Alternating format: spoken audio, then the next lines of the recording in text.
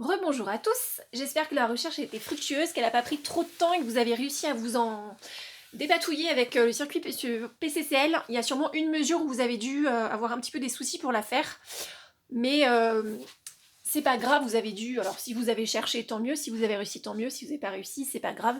Je vais vous montrer en direct en fait comment est-ce qu'on prend les mesures. Alors, il fallait faire le choix entre les trois hypothèses. 1, 2 et 3. Dans tous les cas, il fallait de toute façon faire des mesures des courants qui vous étaient proposés. C'est-à-dire une mesure du courant I, donc c'était le courant qui circulait dans la branche principale du générateur. Il fallait faire une mesure pour le courant qui rentrait dans L1 et une mesure pour le courant qui rentrait dans L2. C'est ce qu'on va faire de suite, d'accord? On commence par le courant I, c'est le courant qui sort du générateur. Ça veut dire quoi? Ça veut dire que l'ampèremètre, il va falloir le brancher entre le pôle positif du générateur et la première borne de notre interrupteur. Je le fais tout de suite. Alors, ce que je fais, c'est que moi, je coupe directement le générateur pour pouvoir insérer mon ampèremètre. Donc l'ampèremètre, hop, excusez-moi, j'ai pas trop l'habitude avec la vidéo. Pour l'ampèremètre, on se passe sur 10 ampères, d'accord, et on vient le brancher en série. Le courant rentre par la borne 10 ampères de mon ampèremètre. Donc on a dit, le courant part du plus. Il rentre par la borne 10 ampères de l'ampèremètre. Il ressort par la borne com. Hop, je vais mettre comme ça sera peut-être mieux pour vous. Si j'y arrive, voilà, super, d'accord. Il ressort par le com et il arrive à l'interrupteur. Vous vérifiez bien à chaque fois que votre branchement il soit au bon endroit. On a bien l'ampèremètre qui est entre le générateur et l'interrupteur. Sur mon corrigé, vous verrez les bornes de branchement d'ampèremètre, il n'y a pas de souci. Bien, on fait passer le courant dans le circuit et on va relever une première valeur. Alors, je la note ici, comme ça on l'aura pour tout à l'heure. Donc ça, c'est le courant I, d'accord, qui est égal à 0,44 ampères. Je vous rappelle qu'à chaque fois, on marque le nom de la grandeur qu'on mesure, enfin du moins le symbole, le résultat avec une unité. On passe maintenant au courant qui arrive dans L1. Alors, je rééteins et je renlève l'ampèremètre et je refais mon circuit de base. Ce sera plus facile pour vous y repérer.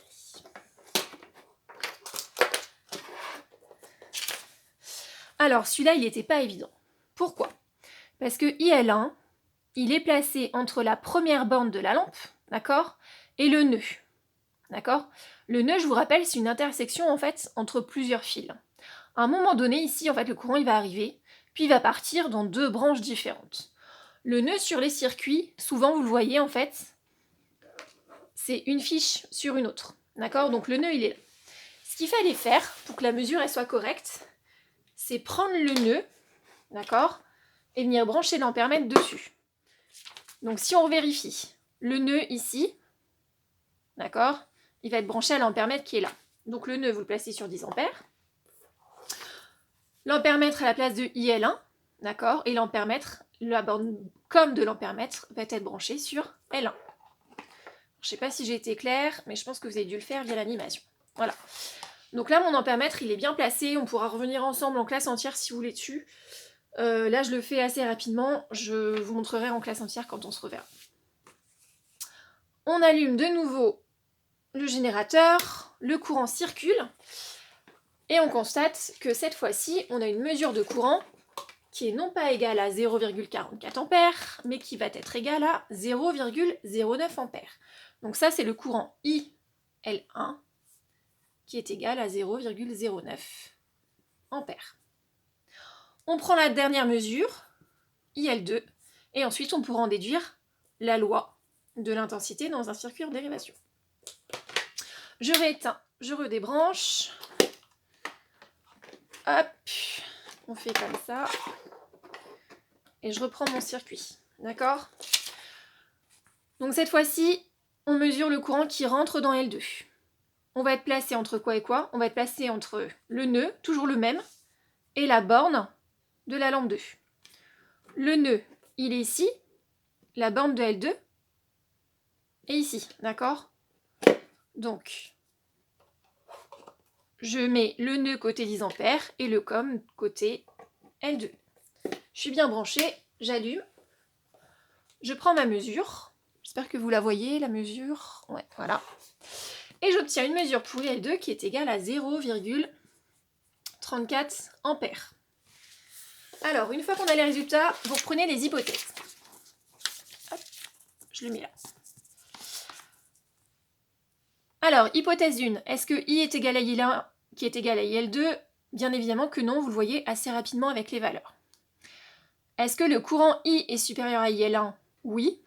Par contre, est-ce que le courant IL1 est supérieur à IL2? Bah non, 0,09 c'est plus petit que 0,34 ampères.